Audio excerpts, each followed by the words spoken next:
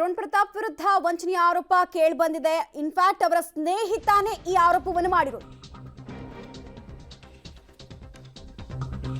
ಇನ್ನೊಂದು ಕಡೆಗೆ ಮಾಜಿ ಸಿಎಂ ಹೆಸರಲ್ಲಿ ಡ್ರೋನ್ ಪ್ರತಾಪ್ ವಂಚನೆ ಮಾಡಿದ್ರ ಅನ್ನೋ ಪ್ರಶ್ನೆ ಇದೆ. ಎಚ್.ಡಿ. ಕುಮಾರಸ್ವಾಮಿ ಅವರ ಪರಿಚಯ ಅಂತ ಹೇಳಿ ಹೆಸರನ್ನ ಮಿಸ್ಯೂಸ್ ಮಾಡಿದ್ರ ಅನ್ನೋದು ಪ್ರಶ್ನೆ ಇಲ್ಲಿ. ಜಿಲ್ಲಾ ಪಂಚಾಯತಿ ಟಿಕೆಟ್ ಅನ್ನ ನೀನು ಕೊಡಿಸ್ತೀನಿ, ದುಡ್ಡು ಕೊಡು ಅಂತ ಕೇಳಿದ್ರಂತೆ. 2 ಲಕ್ಷ ಹಣ ಪಡೆದು ಉಂಡೆ ನಾಮ ಹಾಕಿದ್ದಾರೆ. ಬಿಗ್ ಬಾಸ್ ಸ್ಪರ್ಧಿ ನನಗೆ ಮೋಸ ಆಗಿದೆ, ಸುಳ್ಳಿನ ಅರಮನೆಯನ್ನ ಕಟ್ಟಿದ್ದಾರೆ ಡ್ರೋನ್ ಪ್ರತಾಪ್. ಮತ್ತೊಂದು ದೂರು ದಾಖಲಾಗಿರುವಂತದ್ದು ನಗರ ಪೊಲೀಸ್ ಆಯುಕ್ತರಾಗಿರುವಂತಹ ಬಿ ದಯಾನಂದ್ ಅವರಿಗೆ ಅವರ ಸ್ನೇಹಿತರಾಗಿರುವಂತಹ ಚಂದನ್ ಅವರು ಒಂದು ದೂರನ್ನ ಕೊಟ್ಟಿದ್ದಾರೆ. ಯಾವ ಕಾರಣಕ್ಕಾಗಿ ಡ್ರೋನ್ ಪ್ರತಾಪ್ ವಿರುದ್ಧ ದೂರನ್ನ ಕೊಟ್ಟಿದ್ದಾರೆ ಅನ್ನುವಂಥದ್ರ ಬಗ್ಗೆ ಮಾಹಿತಿಯನ್ನು ಪಡೆದುಕೊಳ್ಳೋಣ. ಚಂದನ್, ಮೊದಲನೇದಾಗಿ ಡ್ರೋನ್ ಪ್ರತಾಪ್ ವಿರುದ್ಧ ದೂರು ಕೊಡ್ಲಿಕ್ಕೆ ಏನು ಕಾರಣ? ಸರ್, ನನಗೆ ಅವರು ಒಂದು ನಂಬಿಕೆ ದ್ರೋಹನೇ, ಅದು ಈಕ್ವಲ್ ಟು ನಂಬಿಕೆ ದ್ರೋಹನೇ. ಒಂದು ವರ್ಡ್ಸ್ ಕೊಟ್ಟಿದ್ರು, ಒಂದು ಮಾತು ಕೊಟ್ಟಿದ್ರು. ಏನಂದರೆ ಮಾನ್ಯ ಮಾಜಿ ಮಂತ್ರಿಗಳಾದ ಕುಮಾರಣ್ಣನ ಹತ್ರ ಕೇಳಿ JDS ಪಕ್ಷದಿಂದ ZP ಟಿಕೆಟ್ ಕೊಡಿಸ್ತೀನಿ ಅಂತ ಅಂದ್ಬಿಟ್ಟು, ಈ ಸಲ ZP ಟಿಕೆಟ್ ಕೊಡಿಸ್ತೀನಿ ಅಂದ್ಬಿಟ್ಟು ನನಗೆ ಅದನ್ನು ಒಂದು ಭರವಸೆ ಕೊಟ್ಟಿದ್ರು. ಸೊ ಅದೇ ವಿಚಾರವಾಗಿ ನಾನು ಅವರು ಆಪ್ತರಾಗಿದ್ದು. ಸೊ ಅದರಿಂದ ಅವರು ಕೆಲವೊಂದು ಅವ್ರಿಗೆ ಕುಮಾರಣ್ಣ 5 ಲಕ್ಷ ಕೊಟ್ಟಿರೋದಾಗಲಿ, ಅದು ಮೊದಲೇ ಕೊಟ್ಟಿರೋದು. ಬಟ್ ಅದನ್ನು ಆ ವಿಚಾರ ಪ್ರಸ್ತಾಪ ಮಾಡಿಕೊಂಡು ಆಮೇಲೆ ನಾನು ಆಗಾಗ ಹೋಗಿ ಬರ್ತಾ ಇರ್ತೀನಿ ಬಿಡದೆ ಈ ಫಾರ್ಮ್ ಹೌಸ್ಗೆ. ಸೊ ನಿನ್ನನ್ನು ಕರ್ಕೊಂಡು ಹೋಗ್ತೀನಿ, ಬಾ ಅಲ್ಲಿ ಟಿಕೆಟ್ ವಿಚಾರ ಮಾತಾಡೋಣ ಅಂತ ಅಂದ್ಬಿಟ್ಟು ಆ ಮೋಟಿವೇಶನಲ್ಲಿ ನನಗೂ ಅವ್ರಿಗೂ ಸ್ವಲ್ಪ ಬಾಂಡಿಂಗ್ ಆಯಿತು ಸರ್. ಹಂಗೆ ಬಾಂಡಿಂಗ್ ಆಗಿ ಇವಾಗ ಕೊನೆಯಲ್ಲಿ ಫೈನಲ್ ಆಗಿ ನಂದು ಫೋನ್ ಎತ್ತುತ್ತಾ ಇಲ್ಲ ಆ್ಯಂಡ್ ಸರಿಯಾಗಿ ರೆಸ್ಪಾನ್ಸ್ ಮಾಡ್ತಾ ಇಲ್ಲ. ಮೆಸೇಜ್ ಹಾಕಿದ್ರೆ ರಿಪ್ಲೈ ಮಾಡ್ತಾ ಇಲ್ಲ, ಏನೂ ರೆಸ್ಪಾನ್ಸ್ ಮಾಡ್ತಾ ಇಲ್ಲ ಸರ್. ಆ ವಿಚಾರವಾಗಿ ಯಾಕೆ ನಾನು ಆ್ಯಕ್ಚುಲಿ ಅವರು ಬಿಗ್ ಬಾಸ್ ಒಳಗಿದ್ದಾಗಲೂ ಕೂಡ ಕೊನೆ ಫೈನಲ್ 2 ದಿವಸ ಸಾರಂಗ್ ಮಹಾರಾಷ್ಟ್ರದಿಂದ ಬಂದು ಅವನದು ಫೈನಾನ್ಷಿಯಲ್ ಇಶ್ಯೂನೇ ಇದ್ದಿದ್ದು, ಅವ್ನ ಫೈನಾನ್ಷಿಯಲ್ ಇಶ್ಯೂ ಇತ್ತು.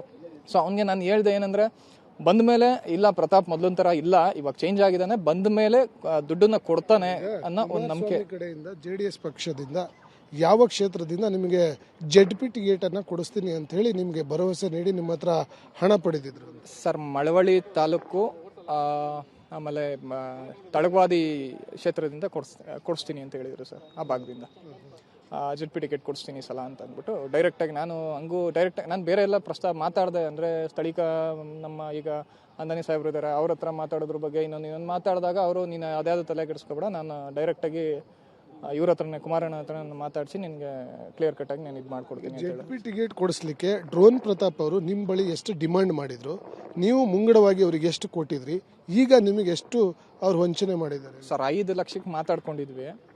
2 ಲಕ್ಷ ರೂಪಾಯಿ ನಾನು ಕ್ಯಾಶ್ ಕೊಟ್ಟಿದ್ದೆ ನಮ್ಮ ಮನೇಲೇನೆ. 3 ಲಕ್ಷ ರೂಪಾಯಿ ಕೊಟ್ಟಿರಲಿಲ್ಲ. ಬಟ್ ಅದೇ ಹತ್ತತ್ರ ಆದಾಗ ನೋಡಿಕೊಂಡು ಎಲ್ಲ ವ್ಯವಸ್ಥೆ ನೋಡ್ಕೊಂಡು ಹೋಗೋಣ ಅಂತ ನಾನು ಆ ಮನಸ್ಥಿತಿಲಿ ಇದ್ದೆ. ಬಟ್ ಇವಾಗ ಸಡನ್ನಾಗಿ ನನಗೆ ಆಮೇಲೆ ಮೂಲತಃ ಮಾಹಿತಿ ಹೊರಗಡೆಯಿಂದನೂ ಬಂತು. ಅವನು ಯಾವುದೇ ಕಾರಣಕ್ಕೂ ಇವಾಗ ಕುಮಾರಣ್ಣನ ಹತ್ರ ಟಚ್ಚಲ್ಲಿ ಇಲ್ಲ. ಬಟ್ ಅವನು ಆ ಟೈಮಲ್ಲಿ ನನಗೆ ಆ ಥರ ಹೇಳಿ ಅವ್ನು ಸ್ವಲ್ಪ ಇದು ಮಾಡ್ದ. ಆ್ಯಂಡ್ ನನಗೂ ಕೂಡ ಮೋರೋವರ್ ನನಗೆ ಈ ಜನಸೇವೆ ಮಾಡಬೇಕು ಅನ್ನೋ ಇಂಟೆನ್ಷನ್ನಿಂದ ಹಿಡಿದು ಅವನ ಮಾತಿಗೆ ನಾನು ಅವತ್ತು ಪ್ರೋಕ್ ಆಗಿ ಒಪ್ಕೊಂಡೆ ಸರ್.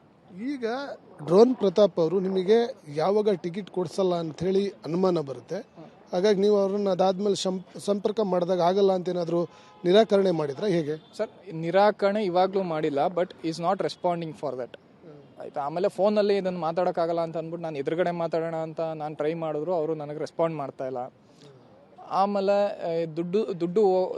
ದುಡ್ಡಿನ ವಿಚಾರನೂ ಅಷ್ಟೇ, ಅದನ್ನು ಅವ್ರ ಫೋನಲ್ಲಿ ಮಾತಾಡ್ತಾ ಇಲ್ಲ. ನಾನು ಎದುರುಗಡೆ ಮಾತಾಡೋಣ ಎಲ್ಲ ವಿಚಾರ ಅಂದರೆ ಅವರು ಪ್ರಸ್ತಾಪ ಮಾಡೋಕ್ಕೆ ಬಿಡ್ತಾ ಇಲ್ಲ. ದೆನ್ ಫೋನೇ ಎತ್ತಾ ಇಲ್ಲ, ಫಸ್ಟ್ ಆಫ್ ಆಲ್ ಫೋನ್ ಎತ್ತುತ್ತಾ ಇಲ್ಲ. ಆಮೇಲೆ ನನಗೆ ಸಾರಂಗ್ ಅನ್ನೋರ ಫೋನ್ಗೆ ನಾನು ಫೋನ್ ಮಾಡಿದಾಗ ಒಂದೇ ಸಲ ಮಾತಾಡಿದ್ರು ಅಷ್ಟೇ, 1-2 ನಿಮಿಷದ ಕಾಲ. ಸದ್ಯಕ್ಕೆ ಯಾವುದಕ್ಕೂ ಇಂಟರ್ವ್ಯೂ ಏನು ಕೊಡಬೇಡ, ಸದ್ಯಕ್ಕೆ ಏನು ನೀನು ಎಲ್ಲೂ ಹೋಗಿ ಯಾವುದಕ್ಕೂ ಬೈಟ್ಸೋ ಇನ್ನೊಂದು ಕೊಡಬೇಡ, ಏನು ನೀನು ಫಸ್ಟು ಕಂಪ್ನಿ ವಿಚಾರ ಎಲ್ಲ ಕ್ಲಿಯರ್ ಕಟ್ ಮಾಡ್ಕೊಳ್ತೀನಿ ಅಂದ್ಬಿಟ್ಟು ಅವ್ರು ನಾನು ಅಬ್ಸರ್ವ್ ಮಾಡ್ದಂಗೆ ಅವರೆಲ್ಲನೂ ಏನಂದರೆ ಕ್ಲಿಯರ್ ಮಾಡ್ಕೊಳ್ತಾರೆ.